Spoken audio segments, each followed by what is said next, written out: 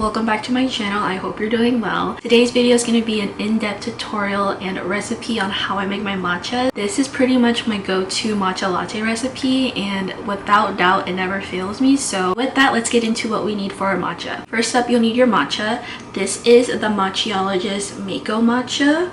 I recently got this in the mail and I've been really liking it. If you're drinking it straight as matcha or in a latte or with just some water or sparkling water, you definitely want to find one that is of higher quality. You don't have to find specifically ones that are ceremonial grade, but ones that are really high quality. Next, we have our bamboo whisk. The next thing you'll need is a sifter.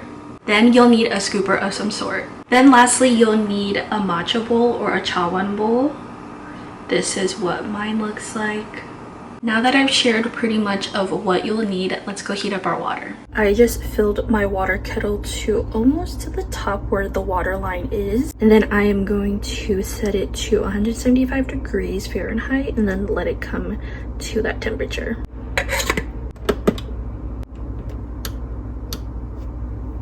First, what we're going to do is soak our bamboo whisk in the hot water we just boiled up. Now, this isn't super hot boiling water because you don't want to burn the matcha powder, and for the whisk, you want to just soften the bristles. I like to fill up the water about 3/4 of the way of the bamboo whisk and then let it sit for about 2 to 3 minutes. While the whisk is sitting in some hot water, we're going to sift our matcha. We're going to take our matcha bowl and then sift about 4 grams of matcha, which is equal to about 2 teaspoons of matcha. Look at this green color. You can use a food scale if you'd like and if that's what you prefer, but for the sake of this video and to make it pretty simple, I'm just going to use what I have in my house. So this is a 1/2 teaspoon measurement and I'm going to do 4 of these, which equals to 2 teaspoons.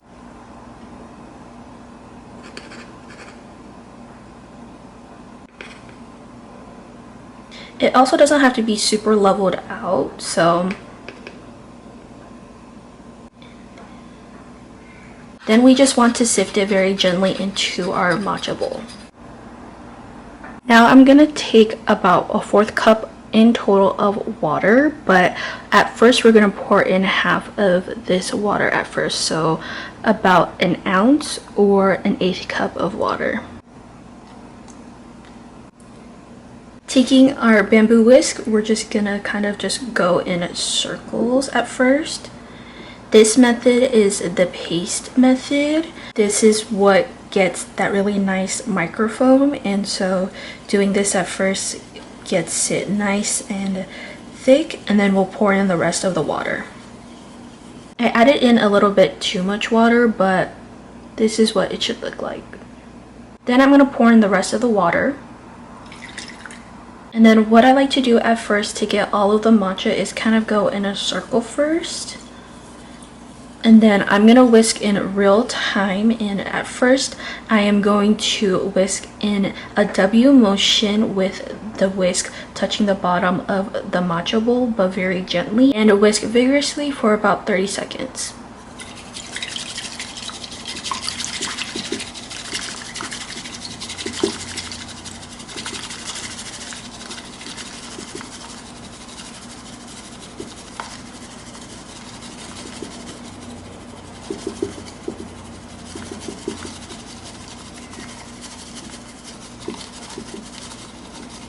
So you can kind of see how the bubbles are kind of forming here. So you kind of see all these big bubbles. Now I'm going to bring the whisk a little higher to the surface but still beneath the matcha, and we're going to whisk a little slower but still in that W motion. We're going to do this for about 20 seconds.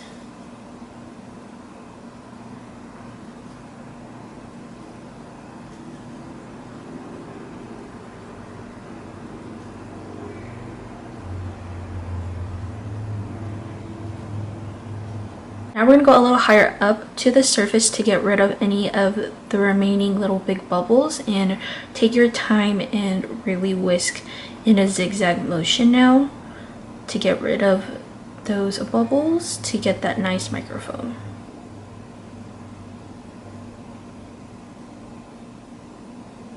clean your whisk, you just want to put it back into the water that we soaked it in, just to get rid of all like of the matcha, and then put it back onto the matcha holder.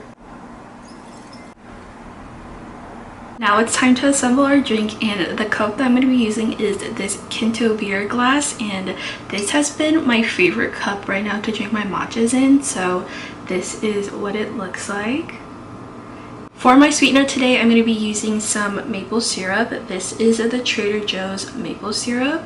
I like to take about half of a tablespoon of this maple syrup into my cup. I know some people like to mix it in with their matchas, but I just prefer to have it at the bottom and just kind of mix it all together at the end. If you want to be super precise, you could definitely use a half tablespoon measurement, but since I've been making my matchas and coffees a lot and I kind of know what the ratio is, I am just going to eyeball it. Then I'm going to add ice all the way to the top. I am someone who likes a lot of ice in my drinks, so I add it all the way to the tippy top, but if you don't like a lot of ice, then just put however much you'd like. Then I'm going to pour in my milk. I am going to be using the Chobani extra creamy oat milk. I like to use oat milk, but feel free to use whatever milk you like and what you have on hand. I'm going to pour in about 5 ounces of milk into our glass. Now that I am looking at this, I think I used about 4 ounces. And then lastly, we're going to top it off with our matcha.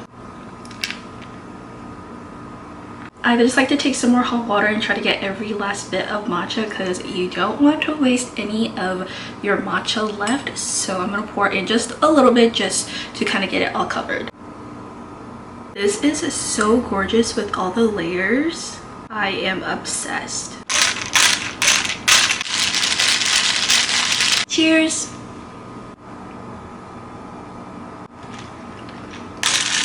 It is so good. And that is how I make my iced matcha lattes. I hope you guys enjoyed this in-depth tutorial, and I will see you guys in the next one.